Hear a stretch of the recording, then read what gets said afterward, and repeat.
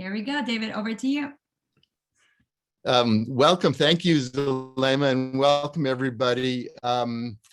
It's terrific to see so many old friends and some new folks too. And I wanted to give a hat tip to International Women's Day and all the women agents of impact. We wrote in the brief this morning, women drive alpha, and at Impact Alpha, of course, that means both and impact and returns. And women drive Impact Alpha. So I also want to give a shout out to all the women on our team, Zulema and Amy and Jessica and Imogen and Monique. And that's a great segue to Cathy Clark, a real agent of impact. Welcome back, Cathy. Thank you so much. Cathy, you are a talent multiplier. I know you teach a lot of actual, live students and Zoom students at Duke there, but you've also taught a lot of Impact Alpha and Agents of Impact. We had a great call last year that was one of our most popular calls on optimizing for impact, and the series of videos off of that course that you produced. Actually, if folks have taken that course, chime in on that, the Coursera course. What are you up to now? Oh, we're up to about 7,400 people. 7,400 people. Yeah. And some of them took it free, and I think if you paid, you got a certificate. So we're going to have we still owe the folks a shout out in Impact Alpha for all the folks who've gotten their certificate. But I don't know how we're going to fit them all now. We thought it was going to be several hundred. Now you've got thousands. So hats off on that. We wanted to have you back. We think this interplay of sort of the practical how-to tools and then sort of obviously the aspirational goals gets people excited. I think it's a strange bunch here, the 150 or so folks for whom operationalize is sort of an exciting word. But it's also testimony, I think, to the surging job market for ESG sustainability folks. We see it all the time in the brief, and the sort of hunger for this kind of training and certification. I think you've got a new course as well, don't you? We do. And so I probably can't talk and put slides up at the same time, but I'll put the slide up in a second, which is that we are taking a little bit of the framework from the original course, but deepening and doing a 3-part live Zoom training in April that will be specifically focused on the enterprise point of view. So I found my slide, here we go, which is, ESG and impact management for enterprises. And so the training online, some of it is on enterprises and some of it is on investors. This one is specifically looking at the role for enterprises and corporations and the specific things that they need to do to manage impact or adhere to their ESG goals. And that's kind of the genesis for the call today, was we've been talking to corporations who are doing a really good job at this.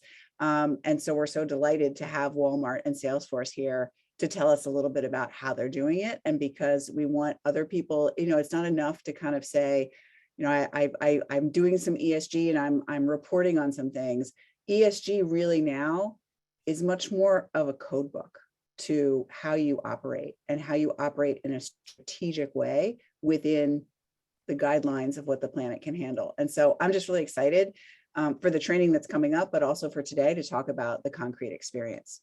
Well, yeah, and in a sense, today will be a little bit of a teaser for the course. So let's get into all that. I do want to introduce the guests, as you said, but first I just want to also get the audience a bit involved here and actually ask for some help, because this is, I think, the first call we've had since the Russia's invasion of Ukraine, and it's been on everybody's minds, of course. And we had a call scheduled for 2 weeks from today that we've kind of thrown out, and we're trying to see where and how we might be helpful to agents of impact as folks sort out what they're doing or what they're feeling and thinking. So as you introduce yourselves, as is the tradition, and if you want to say what your ESG or however what you're operationalizing on, that's fine. But also, if there's something that you need or want or need to, or would be helpful to you in the context of Ukraine, put that in the comments as well, and we'll take all that into consideration as we plot the March 22nd call, and we'll send you more details as that comes together. Now let's introduce our two guests who are both vice presidents for ESG. Brendan Morrissey at Walmart. Welcome, Brendan. Thank you. Your bio that I saw it makes it clear that you're perfect. You lead Walmart's ESG efforts, including the development of ambitious ESG strategies, engaging investors and other stakeholders on ESG and shared value. And you previously led Walmart's global supplier compliance organization. So it's very much on point. And I don't know that anybody will hold it against you that you were an attorney in private practice in Washington. So recovering. Yeah. Thank you. Welcome. And Sunya Norman, welcome, VP of ESG Strategy and Engagement at Salesforce. Sunya, you have a very Salesforce, I will say, line in your bio. Her best days involve bringing people together, problem solving, and crafting stories to inspire change. I love it. So thank you. Welcome, Sunya. Thank you so much. Cathy, let's just set a context here. Sort of understand, like, you're going to help folks sort of think about the real world of ESG, but I just want to sort of put it to you a little bit at the top, which is, sort of just as ESG has arrived and been professionalized, and obviously assets are flowing to all kinds of funds and vehicles and whatnot. There's also a little bit of a backlash, as you and I have talked about many times, that, what does it all amount to? And is this, a real change strategy, or as people sometimes say, either, box ticking or greenwashing, or all the various criticisms. Some people talk about a say-do gap. So just why are you doing what you're doing to on this work, and how does your work address all that? Yeah, so thank you for asking that. So obviously we're all concerned, right? We're all concerned that there is a gap, and there can be a very large gap between what people intend to do or say they're going to do and what they actually do. And so, many of the people in the Impact Alpha community are coming at this from the investor point of view, right? So the investors for a very long time have been trying to say, how do I know? Basically, how do I know that you are managing the impacts that you say you're managing? And how do I know they're the right ones? And how do I know they're the ones that are most likely to make a difference, to the planet or the people on it? And so I do think that, what we're seeing, and you guys have had many calls on many of these issues, right? There's a plethora of standards. Most of them are disclosure standards for the kind of information that companies can communicate. And then there is starting to be some very serious regulation coming behind those standards, most notably in Europe right now, but soon, according to the last Impact Alpha call, to be followed right by some disclosure standards by the SEC in the US, right? And so, you mentioned Ukraine. We can also talk about, the tremendous amount of activity that's been going on in the financial community to figure out how to divest from Russian holdings, which also relates to these goals, right? When is something suddenly become a moral choice in your portfolio, and what do you do about that, and what are the implications? I feel like the real reason that we're having this conversation is because I actually don't think this is easy to do. I think it's pretty easy to count up some things and stick it in a report.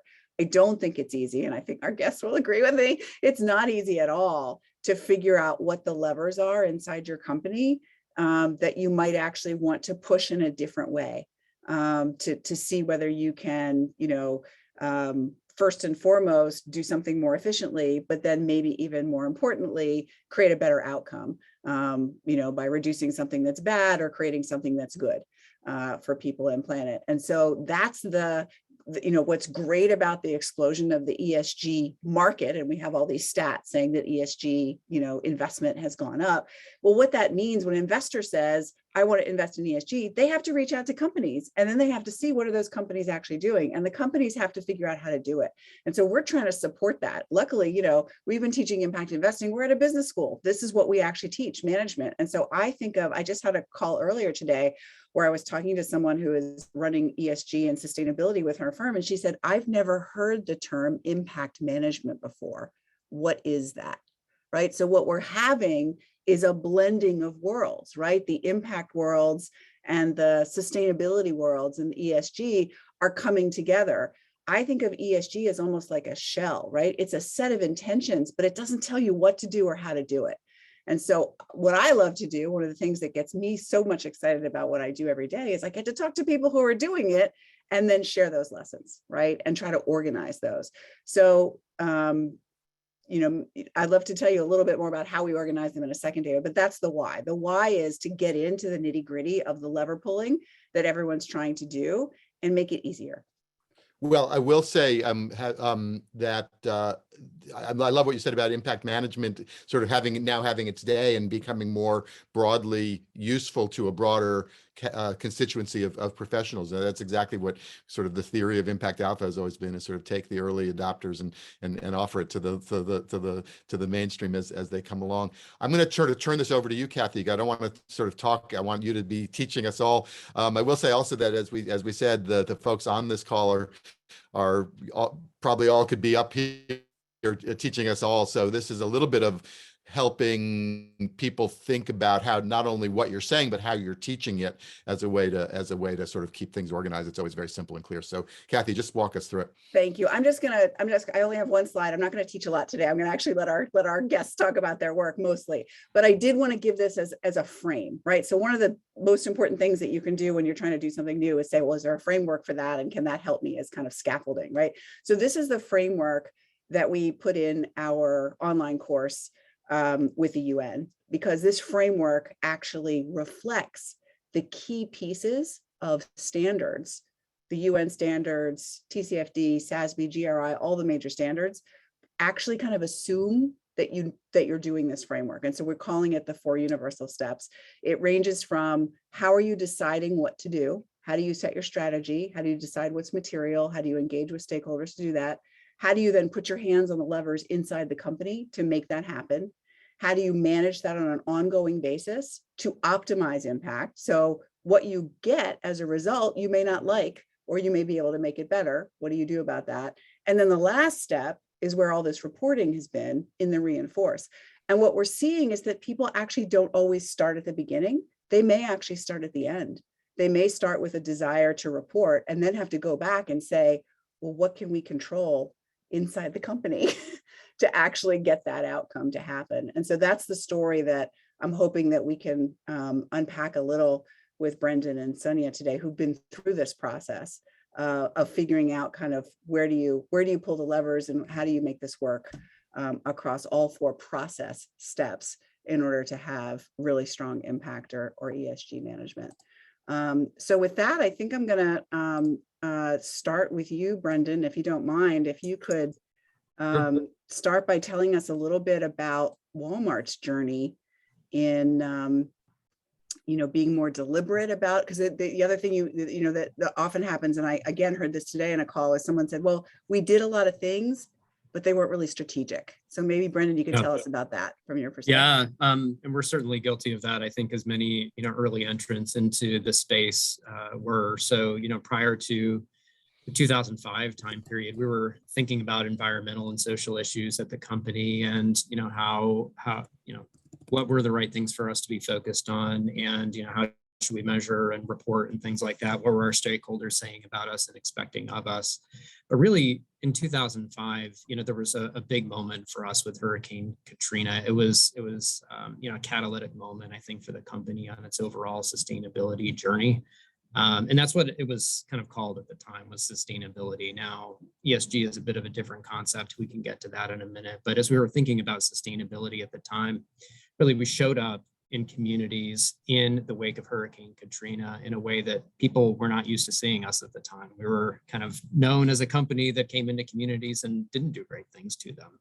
And for Walmart to be able to show up to do things that government couldn't do, that other private actors couldn't do in terms of providing relief and support and other great benefits in communities in that time of need, was really a game-changing moment for us. And so our CEO at the time, Lee Scott, was taking a step back and saying, gosh, how can we be that company and be known as that company every day? What are the things that would have to be true for us to be and be known as that? And so he did some work both inside and outside the company to hear from more stakeholders, and eventually gave a speech that's up on our corporate website right now. If you Google Walmart 21st Century Leadership, you'll see a speech that he gave in 2005.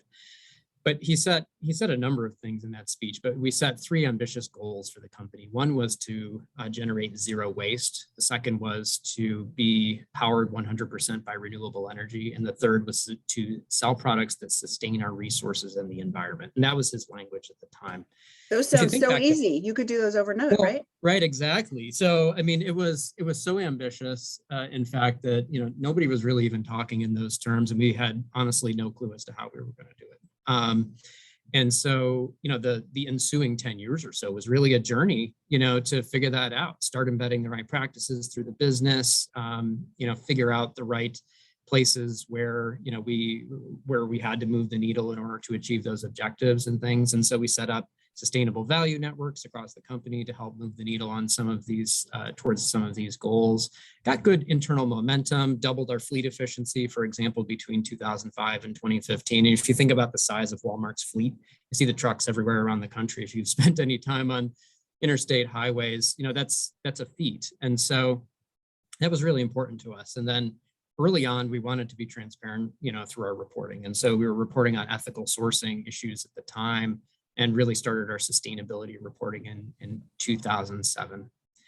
And I'll say that was basically the case through 2015. And that was the time where we actually took the step to take a step back and say, okay, what should our overall priorities be? We've got these goals out there, but what should our company's priorities be? What are the key issues for us as an organization? How should we be thinking about them and organizing our work? And so we, in that assessment, it wasn't called a materiality or a priority assessment at the time, but that really guided our work for the next 5 years.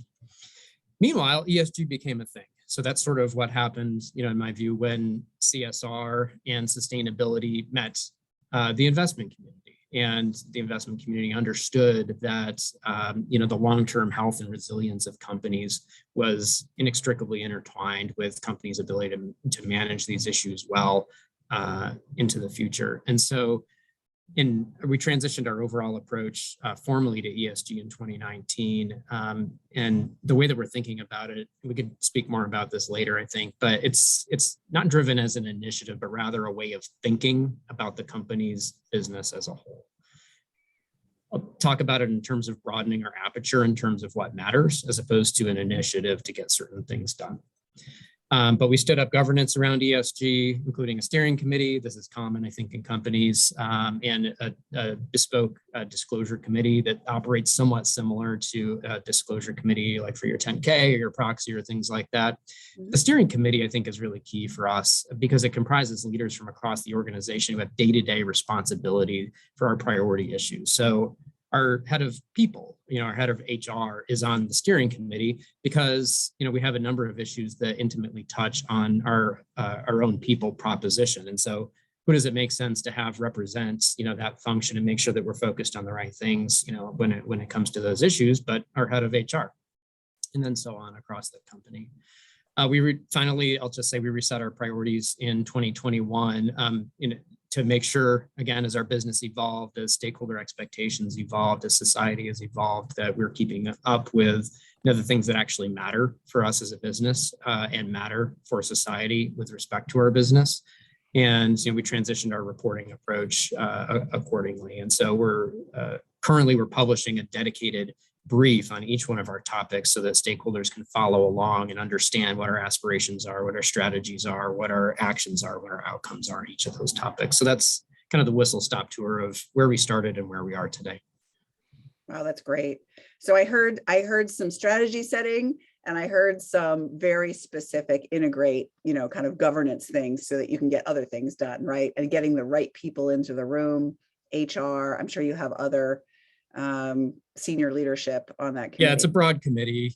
Basically, if you think about the leaders of any of the functions of our priority areas, they're the folks who are on our ESG steering committee. And that's the whole point, right? This shouldn't be something that's separate from your overall company strategy. It's supposed to be a part of your company strategy. And so we made sure that was the way that we approached it from a committee perspective. You also said you reset your priorities. Can you talk a little bit about the strategy is never really done? What went into the reset and what changed? Yeah, so, as we were thinking about this in 2021, there's kind of a classic way or a GRI way of, conducting a materiality assessment. We don't call it that. We call it a priority assessment for a number of reasons, some of them being legal, but others being that, we're thinking about our priorities from an ESG standpoint and not just necessarily what's material. So basically the way that we tried to think about it first was, what's our business strategy? So where are we trying to take things from a company strategy? How do we actually create value, in our business? And then the second is, what do our stakeholders expect and need from us in our business? And if it's an environmental, social, or governance issue that kind of meets those two places, that becomes an ESG priority for us. And so, yes, there's an exercise that you go through in order to communicate with internal and external stakeholders about those things. But fundamentally, what we're trying to do is find the nexus of those two things, because we believe in the concept of shared value. I saw Mark Kramer on the call, who could, speak all day about this, but, in the concept of shared value, we're going to be a stronger business, and we're going to be a distinctive business, and we're going to have competitive advantage, we believe, if we're serving our stakeholders better than everybody else. That's what we believe. But you have to do the homework to figure out what are those places where your business interests and your business strategy intersect those big environmental, social, and governance type of issues. And then those are the places where we believe we can lean in. And so we reset that issue set, and we could talk more about it, but that was fundamentally the way that we approached it. I also learned online that one of the things that happened is you identified your supply chain as responsible for, I think it was over 80% of your carbon footprint. And then you started to concoct some ways to deal with that. Can you talk about the effort there? Because I feel like that's also kind of an optimization effort to kind of say, here are the things going on. What can we do that may actually be a little bit outside of what people expect us to be doing, but relates to our responsible impact? Yeah, so I think you're referring to Project Gigaton. So that's that's kind of the banner name for an initiative we have. That's Project Gigaton is our science-based target on Scope 3 emissions. So if you're trying to think about, what does Project Gigaton even mean? Just think about that. So it's for a retailer, the lion's share of Scope 3 emissions are in your supply chain. We, identify the right merchandise, we source it, we transport it, we sell it, and then it's used. And so for a retailer, that's always going to be, a major portion of our overall carbon footprint. So the goal of Project Gigaton. I feel obliged here just to interject as your friendly editor to have you explain Scope 3 for any folks. I know we've been hammering on it a lot, but just give us the brief Scope 3 definition. Yeah, so I'll speak to all three scopes. So Scope 1 would be the emissions that are generated through your own operations. Scope 2 would be through purchased energy, essentially, and then Scope 3 would be all other emissions that are sort of more or less attributable to you as an enterprise. And so there are 15 different categories of Scope 3 emissions, but for us, purchased goods and services is a big one. Capital goods, and then use of goods sold are the major categories. Again, given the nature of our business, if you're a consulting business travel is probably actually the biggest Scope 3 category, not the type of things that we're dealing with. And so it's very business specific, and for us, those are the major things. So the origin of all of this comes back to the kind of the core questions and considerations that I was mentioning a second ago. So what is our business value proposition? What do we have to bear on the issue? And what do our stakeholders need? Those are the key questions for any one of our issues. And that leads you down the path of figuring out what you need to do about it. So, for us, supply chains are our business. I was just mentioning that, based on CDP information, we estimated that in the 2015 time period, 95%, they were saying, for the retail sector, 95% of your emissions were in Scope 3, not Scopes 1 or 2. So that's kind of, why it matters for our business. The second question was, what assets do we have to bear on it? Well, we've got these great supplier relationships. We've got tens of thousands of suppliers, but a few thousand really big ones. Where we have deep, long-standing, strategic relationships, and their success is directly related to our success, and vice versa. And so that's a great asset for us to leverage. And then, the third question would be, what do our stakeholders want or need from us, with respect to this issue?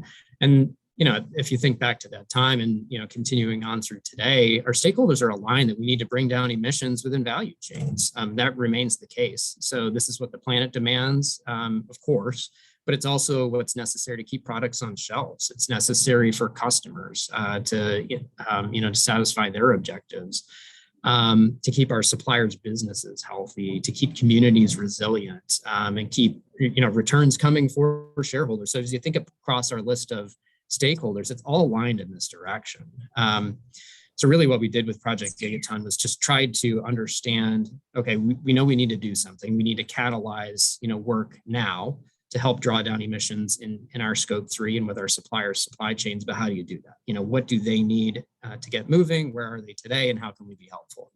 So what we did was we designed, in partnership with some NGOs, designed tangible and practical things that they could do, again, through their business, not as side projects, but through their business, to reduce their scope 3 emissions. And I know Salesforce has probably something very similar to say on this, but it's like, well, what's your core business proposition? What are you doing through your business to do this? It's not about planting trees at your headquarters. That's nice, but it's about, actually making an impact through what you do every day.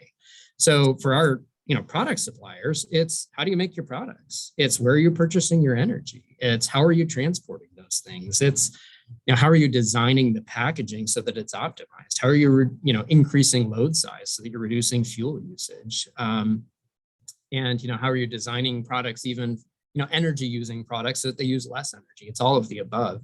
And so what we ended up doing was coming up with 6 pillars under this Project Gigaton initiative where suppliers can do work, set goals, take action in any one of those 6 pillars. And we have calculators that we created in partnership with leading NGOs, based on science in terms of if you take this action, it will translate into that million metric tons of emissions avoided. And so that's energy, waste, nature, packaging, product use and design, and transportation. So very practical. And that's the entire idea. But our goal, is to change the way that the products are made, transported, and sold. And if we can get through to our suppliers and help them, figure these things out, get started, and then ratchet up their ambition over time, we think, that we're winning, they're winning, and the planet's winning. So, it checks all of those boxes and is, sort of one of the consummate examples of shared value, we think, in the industry today. That's great. So, and I think there's another piece of it that you added on. And again, for these investors, will appreciate that, because what's interesting, a lot of people, try to work with their supply chains and try to figure out what their supply chains are doing. The question is, how do you enforce that, or how do you optimize their behavior? Right? What levers do you have in your control besides yes or no to do that? And you guys created another lever, as I understand, through financing. Yeah, we did. And there's a number of levers. So, we have, worked with banks to, provide financing, at favorable rates if you've set a science-based target and you're reporting on it, for example. But we've done other things too, where, renewable energy is a great example, I would say, where we have a number of medium-sized suppliers, so not behemoths, who really, have the desire to go and procure renewable energy, but don't have dedicated energy procurement teams or those types of resources. And so we recognized that this was an issue, and went to Schneider Electric and said, hey, is there something that we can do together where we have a group of willing suppliers, you have the ability to put together power purchase agreements. Can we group some of these folks together, provide them access to power purchase agreements where they wouldn't otherwise have the resources to be able to do it? They can purchase renewable energy, and it's good for Walmart, it's good for the supplier, and it's good for the planet. And so that was something that we put together over the last year as well. So a number of different things, but it's really about meeting our suppliers where they are. What are the obstacles to making progress that's good for their business, good for the planet, and good for our supplier relationship? And what can we do to help catalyze that activity? So those are just a couple of examples of ways that we've done that. Okay, Great. There were a few questions in the chat for you. I have written some of them down, but I'm going to hold that for now so that we have time to hear from Sunya. I will tell you, Brendan, I'll tell you what they were, the two that I wrote down so you can think about them. One of them was, how do you think about your workforce ESG responsibilities at Walmart? And the second one was, what's the process that you have to monitor the external world in the context that changes on a regular basis? So those were two that, if we have time, we'll come back to. But I'd love now actually to turn to Sunya and ask you the same question that I opened with Brendan, which is telling us a little bit about Salesforce's journey around its ESG goals and practices. Well, thanks, Cathy. And I love that we're juxtaposing Walmart and Salesforce, very different industries, obviously, but very similar ways of thinking about these issues. And I would say our ESG journey started exactly 23 years ago at Salesforce's 23rd birthday. So that'll show you again how different, tech versus retail is. And we started with something our founders called our 1-1-1 model. The idea was this integrated philanthropy model, which no one had thought of at the time. The idea that you should be giving of your employee time, you should be giving of your financial resources, and you should be giving of your products. So for the last 23 years, we've been helping nonprofits and educational organizations run their organizations on Salesforce technology. It's something that over 15,000 other companies now do, and probably many more around the world that we don't know about. And that gets at what Brendan was talking about in terms of core competency. So yes, every organization, every sector, every business needs to be stepping up to address these challenges. And to your point, Cathy, there are key levers, there are core competencies, and there are ways that, depending on who you are and what you do, you can really accelerate and surge in certain areas. So for us, we see technology as an accelerator in so many different issue areas, but we want to make sure that technology is in the hands of everyone who needs it to accelerate their missions, and then that we're bringing our tech to bear. So from that 1-1-1 model foundation, we layered on over the years different kind of classic ESG programs, starting with environmental sustainability, then really robust, what we call equality programs, but that's our diversity inclusion programs. And then other programs like ethical and humane use of technology, which is specific to us as a technology firm, thinking about the future of technology, things like artificial intelligence and big data and machine learning and all these evolving fields and tools that are very exciting, but also bring with them all sorts of complexity and challenges to consider. So now we feel like we have robust programs across ES and G, and we're trying to continue to innovate, thinking about how do we bake this in further in terms of corporate governance, accountability, and visibility? How do we use our voice? Advocacy has become a really key pillar. I know Walmart and others are there with us as well, but businesses have a seat at the table that others may not. So how do we think about regulation? How do we help form policy that's going to impact all of us around the world and has the potential to, again, accelerate action? Fabulous. I loved, you almost answered maybe one of the questions that I had left Brendan with, which is, as new in the technology space, things are happening all the time, right? New data risks and opportunities, new AI risks and opportunities. So it sounds like you have maybe built in a question for you, because there was a more detailed question about that I had a chance to look at while you were talking, which is kind of this idea of how dynamic is your definition of materiality, and what do you actually do? Again, let's get to the how. How do you manage that? How do you decide when something is important enough or big enough or risky enough to start to think about integrating it into what you do?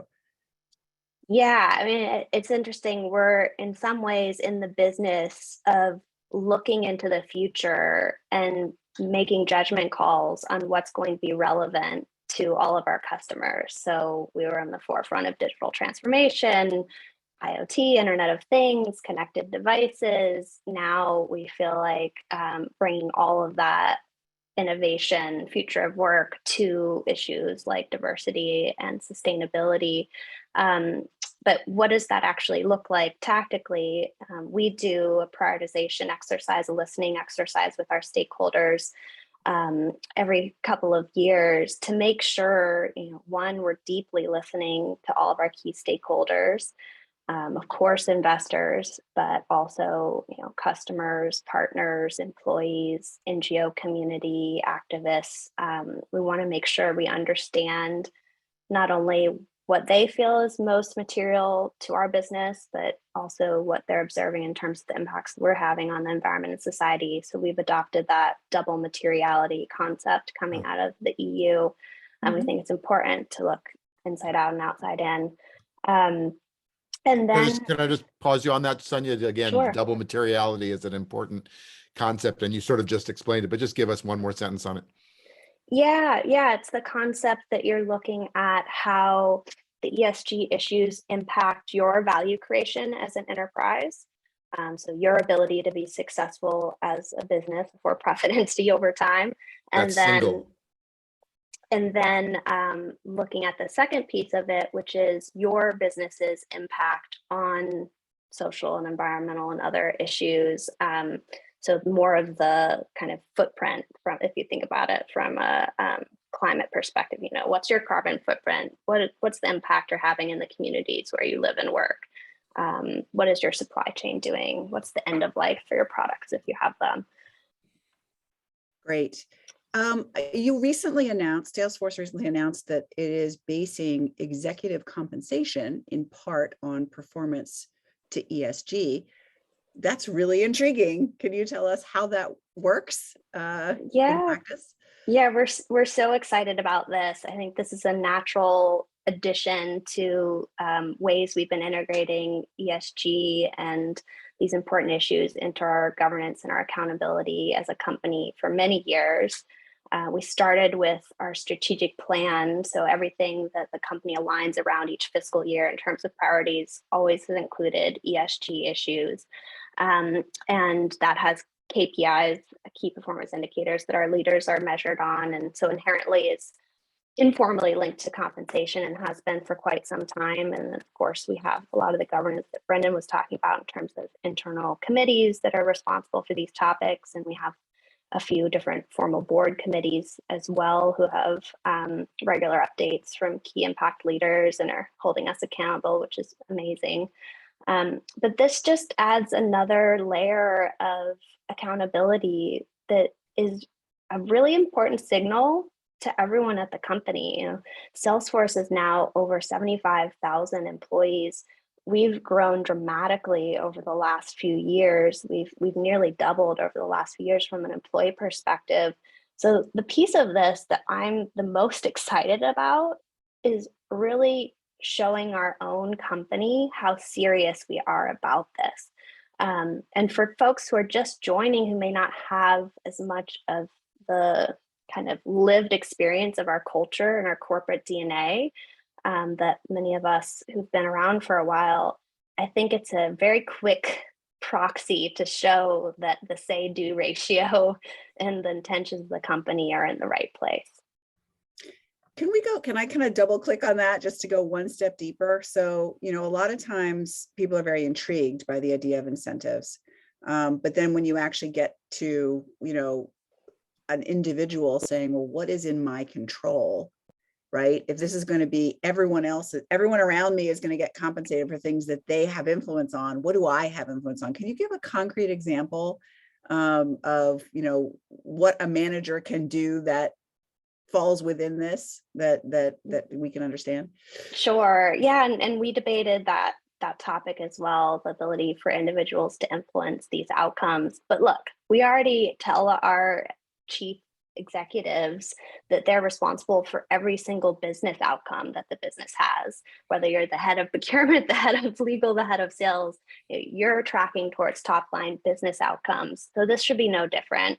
But we did, for this fiscal year, our first fiscal year where we're starting that, choose metrics that are in our most material issue areas for ESG, climate action, and diversity and inclusion. And we tried to pick metrics that are more shared and surge and accelerate in key areas where we know the business needs to lead. So we do think that individuals have a role to play across the board. But at the end of the day, everyone has to be a part of holding ourselves accountable, whether it's a part of your day job and your official remit or not. But is there a range of percent of compensation that relates to ESG that you could disclose? Yeah, not at this time, but we will Okay. have disclosures hopefully in the future in our proxy statement. And Thought it others. couldn't hurt to ask. Thank you. So there's a bunch of questions, and we want to kind of throw it open to Q&A, but I thought I would just take some from the chat first. What do you want to do, David? I just wanted to get my exercise my prerogative and get my question in. Go ahead. Which is there was, we've talked about stakeholders, and Brendan, you said, things are aligned between all the stakeholders, and it's a proverbial win-win-win. My question is, what if it's not a win-win-win, and there's sometimes trade-offs to be made, in particular, obviously, if those trade-offs impinge on shareholders, sometimes the market reacts. So how do you sort of deal with the sort of competing priorities among stakeholders, or when there are such?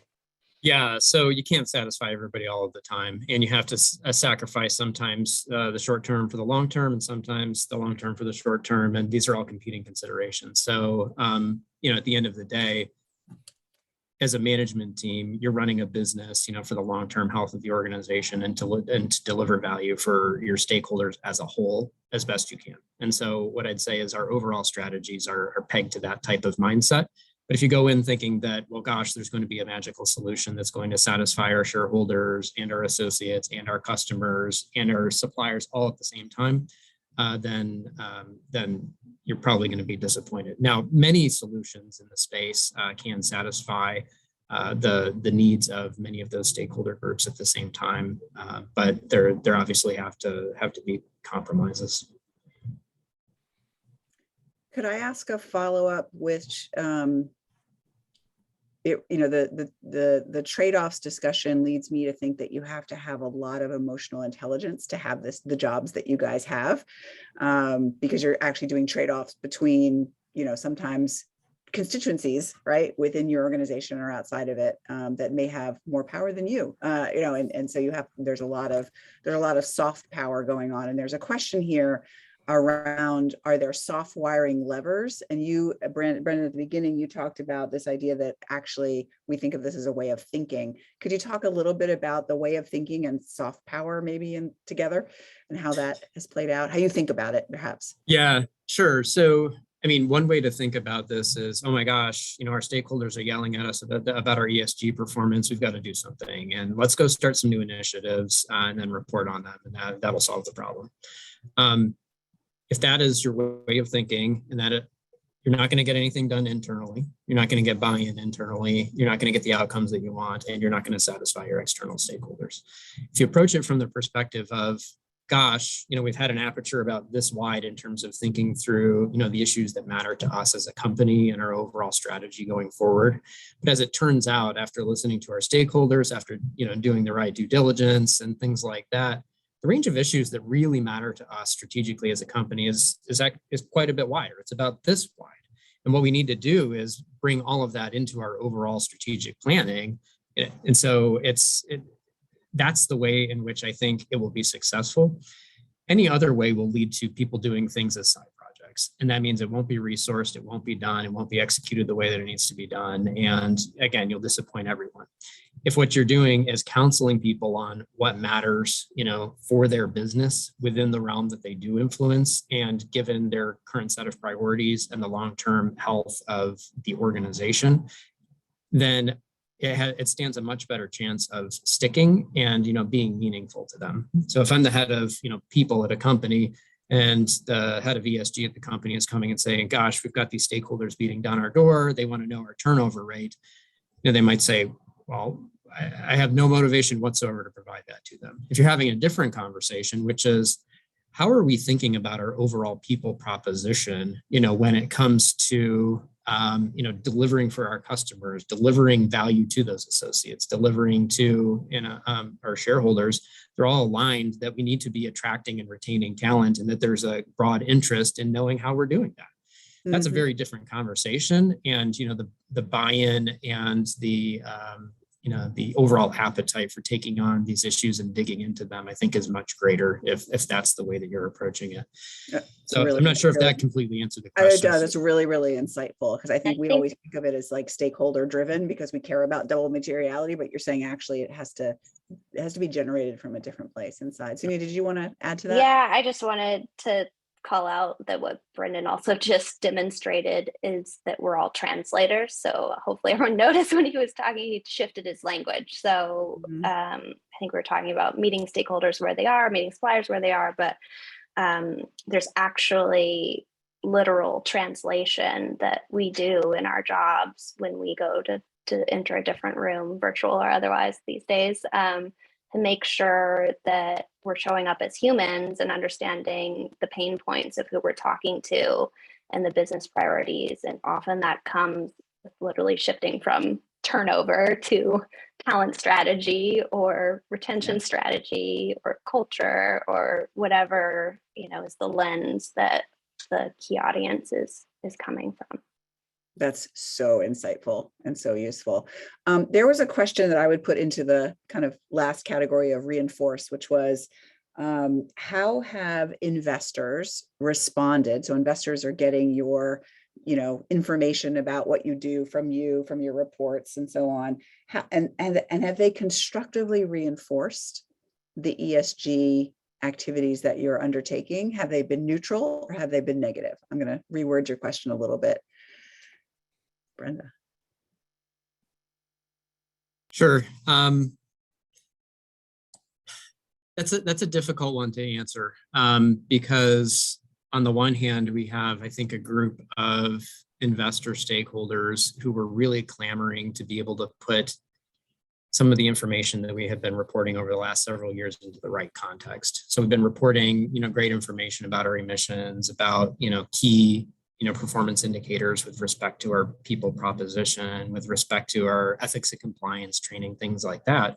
But what they're missing was the broader context of why it mattered. What does good even look like? What are we aspiring to here? How do we think that that's going to make a positive impact for our business and so on?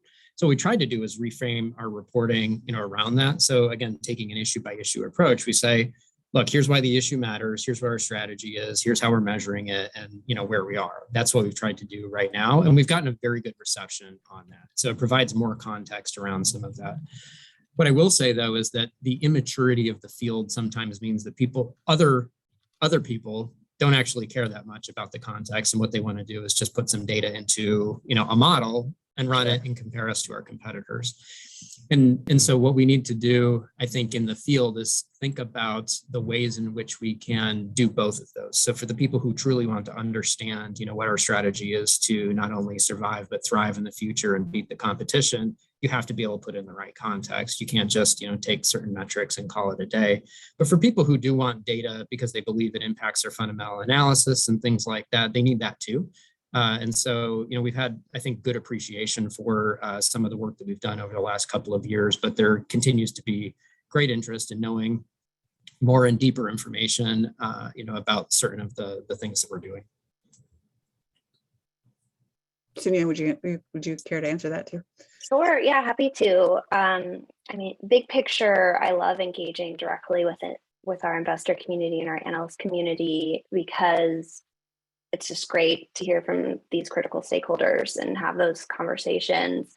And I always appreciate when they push us to do more and better. And there's no one size fits all. So you can literally get off a call with one investor, ESG analyst, and have them say, what's really important to me is X, Y, Z. And then the next conversation you have is, completely different direction. And so I guess what I would say, particularly for folks that I think are on this call, is we're all getting pulled in so many directions, no matter what side of the table you're on. And I think why so many of us have been hyper-focused on regulation and other consolidation efforts that Cathy mentioned at the beginning with ESG frameworks is we see some faint light at the end of this massive tunnel of confusion and, no clear one single approach to being transparent as corporates on these issues. We hope that in the next few years we'll have clear guidance from the SEC, talking from a US company perspective, where we can frankly stop wasting time and deliver decision useful information to our key stakeholders and move to the so what, because we're all in it for the so what, right? The so what being the impact we want to have on the world, the change we want to make. And for the investors on the call who are focusing on ESG, you're a critical piece of this, getting capital and transferring it to addressing the sustainable development goals, and to companies like Salesforce and Walmart who are trying to do the right thing. And we have to be stepping up and making sure that we have our houses in order, and we're bringing our best to these challenges. And all of us are wasting a lot of time putting a lot of information out there, even with the best intentions, that's not decision useful, not comparable, and doesn't actually help people do what they're trying to do. I can't even tell you how much I love the fact that you said decision-worthy information, which is kind of the theme of all of our training on these issues is, and so I'm going to ask you a question that I didn't give you ahead of time and just see if you guys want to answer it, which is personally, you guys have been both doing this for a while within your organizations. Is there a decision that you influenced within the company that you are most proud of its impact? Oh, wow, that's a big one. I am truly thrilled about tying our executive compensation to ESG. The things that I find most personally fulfilling are things in the governance bucket that are going to outlast me, I hope. Things that are not tied to any one individual, that are baked into the formal policy of the company, that become how Salesforce does business going forward. And there are many other examples, like baking climate advocacy into our formal policy engagement principles, and creating a formal legal contract for our suppliers to encourage them to do their own science-based targets. So those sorts of things, I think, are what dreams of ESG professionals are made of. We want policies in place that again just become normal business practice. Yeah, I like that framing of it. Some of the work that we're doing right now is very much about surviving, frankly, the present day, but building for the future across our issue set and across our function. And I think that's the challenge that many people who are sitting in our seat today are dealing with is, how do you deal with the frenzy kind of that's going on around you while also trying to build something that's sustainable, pun intended, for the long term when it comes to the capability of the company with respect to these issues. And that's a challenge, but it's also, I think, that'll be the lasting legacy of this generation of ESG professionals. We'll be setting, that foundation for our colleagues in the future. With respect to a particular issue, I think the work that we've done over the last couple of years on pay equity actually stands out. This is a good example where the company is always standing for and doing the right thing. We've always been doing our analyses on pay equity to make sure that people are paid equitably, across race and gender and other protected characteristics. But we just, we struggled to provide the information that our stakeholders were actually looking for on this. And it wasn't because of a process deficiency. It wasn't because of, ill will on our part or anything else, but it was about And something similar to the example that I gave earlier was about people missing each other in language and not being able to even understand why people are interested in these issues and what folks were looking for. And so, through a great amount of shuttle diplomacy and great translation on the part of folks, within my organization, we've been able to, I think, make some meaningful progress, both substantively and then in terms of our disclosures on that topic. That is it's one of many, but an approachable example of, an impact that someone who's sitting in an ESG seat can uniquely have on both business process, but then on stakeholder, understanding. Cathy, I just want to cut in and let people know it's 2 minutes to the hour, and maybe we get everybody to have a very quick final thoughts, including yourself, Cathy. But then we will stay, as Zulema said at the beginning, we will stay and keep the room open for 15 minutes. Sunya and Brendan, and Cathy, if you can stay, great. But folks tend to like to hang around a little bit and continue the networking and stuff. So we'll close off the formal program at the hour, but stick around and yeah. talk. So thank you, David. To close off, maybe Sunya and Brendan, 1 minute of the biggest piece of advice for other people trying to do what you do inside their organizations.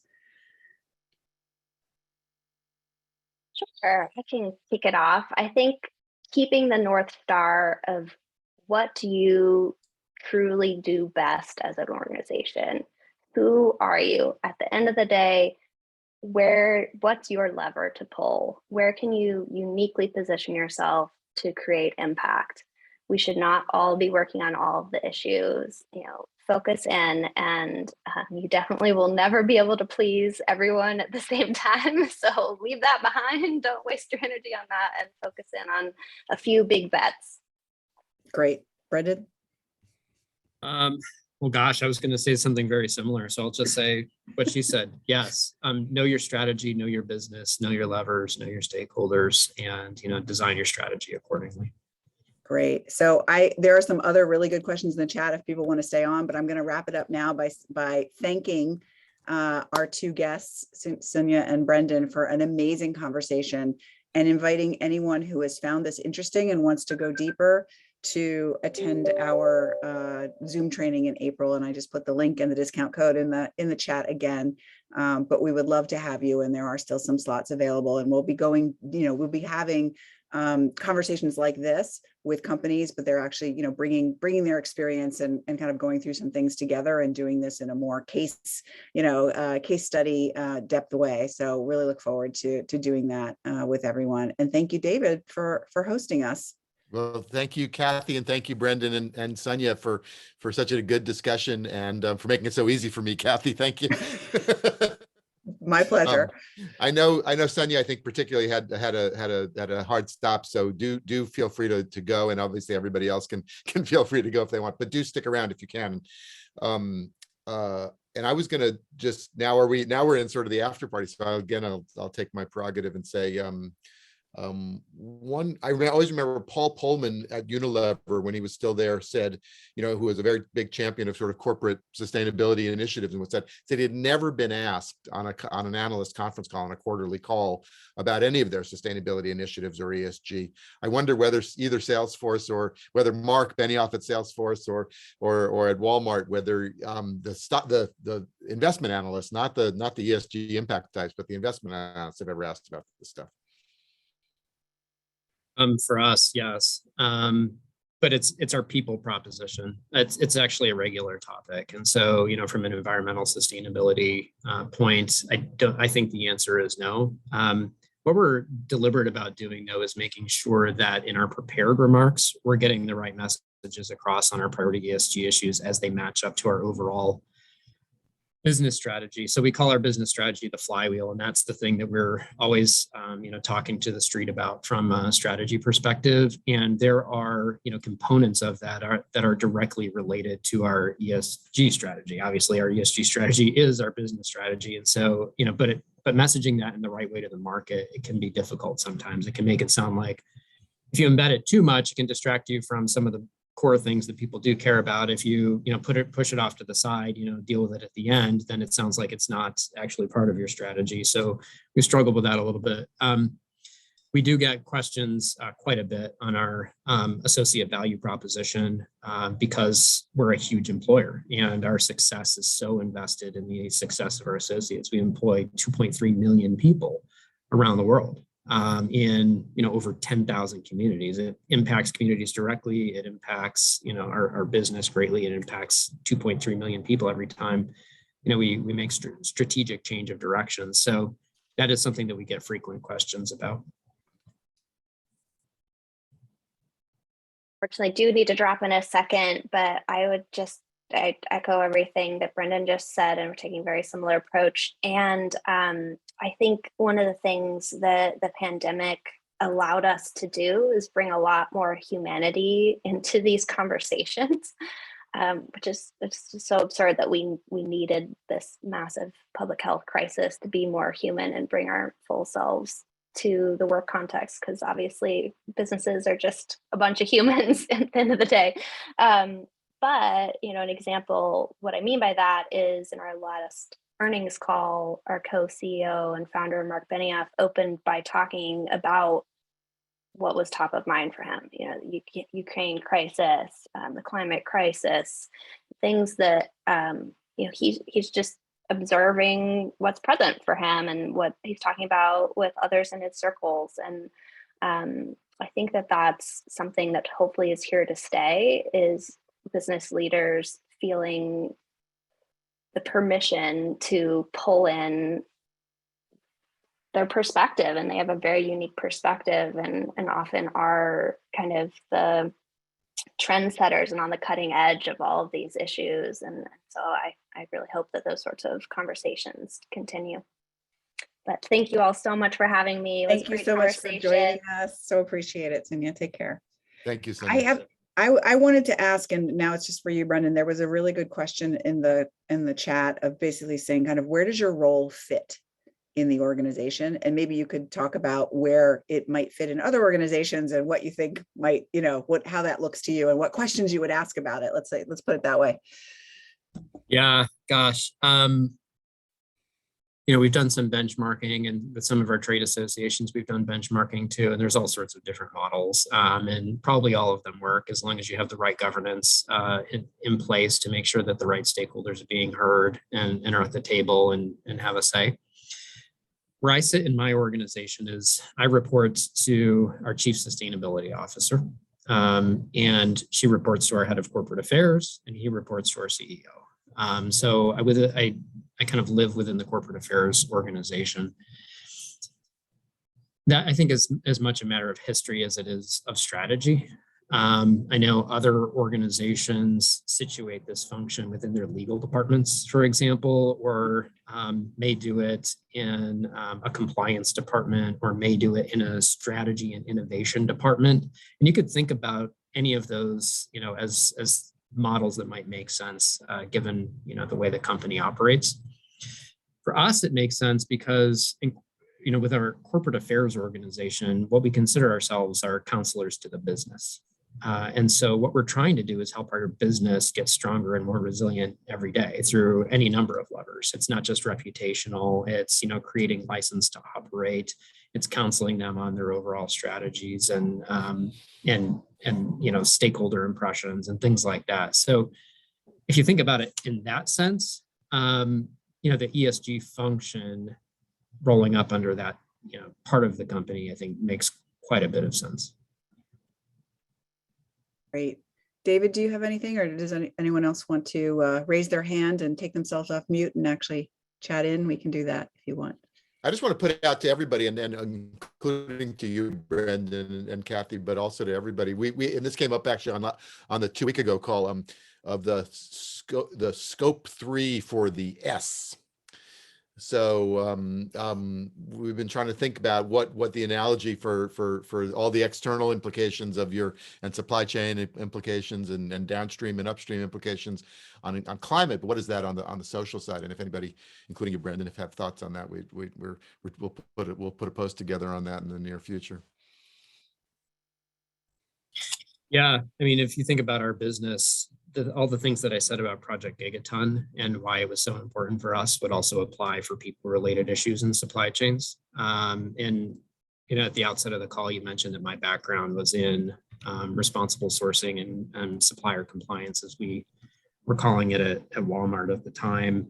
And I led those functions for a number of years. But one of our ESG priority issues is called people in supply chains. And we have, a fully developed strategy with regard to that. It doesn't have a splashy name or initiative title like Project Gigaton does. But if you wanted to know more about the reasons why we prioritize it, what our North Star looks like, what our actions are, and things like that, then, you can take a look at that disclosure. Thanks. Michael had a question. Michael had a question, then he put his hand down, but I have a sense of what his question was. Oh, there you are. Yeah, Good. I was going to just ask it directly, and very much appreciate you all for this. And as a champion within and beyond the B Corp community, and someone that's actually had the experience over the last 2 years and 1 month of helping what will be the first subsidiary of a major multinational to pursue B Corp certification.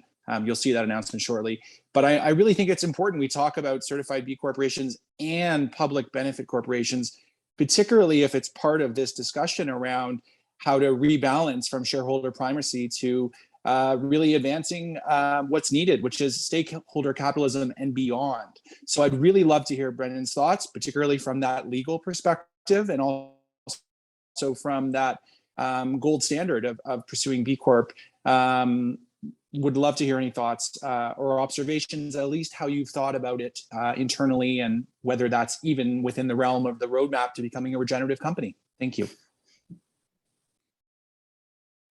Sure. So that's not something that we've, taken on formally, and it's definitely right, I think, for certain organizations. I can't provide much more of a response to it than that. Certainly, I think that that's a path that certain companies have found aids them on their journey. I think we have a path that, for right now doesn't involve that. And we believe that we're going to build the right long-term business for our shareholders and for our other stakeholders by, maintaining our current model and doing so in a regenerative way. Great, thank you. Vicky? Yes, thank you for calling. I just have a question for Brandon, because you mentioned Walmart has many major shareholders, right? They probably look at the long-term perspective. So when you're talking about some shareholders really care about ESG and some may not, do you see the difference between the major shareholder and the small shareholder, or the long-term and versus short-term? No, I don't really see a difference in that. Our model is somewhat unique amongst publicly traded companies in that half of our shares are held by one family. They're the ultimate long-term investor. They've owned this company for 60 years, and they want to own it for 60 more, if not beyond. And so, I think the interests of that family and our long-term institutional shareholders are 100% aligned. In terms of, do they care about do our larger investors versus smaller investors, or who cares about ESG and who doesn't? It's hard to draw lines. What I'll say is, I think the overall feedback that we're getting from our major shareholders is that they're very invested in us in the long term and want to understand, what our path is for the long term. And there are many components to that. It's not just ESG strategies. It's, how are we going to, transform ourselves fully into an omni-channel business? It's just as much that as it is how well are we going to manage the climate crisis, as well as, how are we going to attract and retain the right type of talent? So it's all of the above. It's integrated component of it, your overall strategy. Exactly. So, their job though is to manage long money, right? In terms of, what their goals are. None of our major investors are, in it for the short term or would profit, unreasonably based on, us doing particularly well in one quarter versus, 3 quarters later or 5 years later. I appreciate it. Thank you. Sure. And Bo? Yes, several points here, and those brought up also by Rama at Autodesk earlier, that first, of course, ideally, that for any company, depending on the level, will, and capacity, of course, everyone's a chief sustainability officer, though to start, let's say if you don't have that type of embedded function already, that in your experience, have you generally found any department that would be able to deliver those outcomes. So ESG, impact, double materiality, deliver that with greatest efficacy. So for example, Ram mentioned finance, as I said earlier. He also cited used to be marketing, of course, been interacting with those from a supply chain operations background as well. Investments also. So just not limited to you, Brendan, but just anyone else, if they like to share their own experiences, just want to leave this open as well. That sounds like it's open. Which function? Yeah. Yeah, that's a good. Brendan and anyone who else wants to chime in. Yeah. I mean, I'll give you a quick answer. Ideally, it's someone who's already situated at the center of the company and who is already thinking about corporate strategy or has an influence on corporate strategy. But beyond that, that could be in many different parts of the company. And depending on your business model, it may be situated in finance or it may be situated somewhere else. But it's likely to be a cross-functional position. It's not likely to be a business line itself, right? Ideally, yeah, unless that business line is 99% of your business, right? So, but yes, I think it's somebody who's sort of sitting at the center and has the ability to influence stakeholders, outward anyway by virtue of their role. Do you have an opposite number or a main point of contact within the sort of operations in each department, not just at the advisory level, but do you get down to the fleet guy and the electrical procurement guy or woman, as the case may be? Yeah, at a company our size, those even that down that level is still pretty high in the organization. So what I'd say is, and then we've got the issue that we operate in 24 countries as well. It's not just a U.S. business, and so we're thinking about multiple lines of business, operational, as well as merchandising, as well as corporate functions and things. And so for us, the key has been pulling in the right stakeholders into that committee that I mentioned. And they're the ones who typically have the right relationships and or the right kind of pull, I would say, to operationalize everything that we're talking about from a strategic perspective.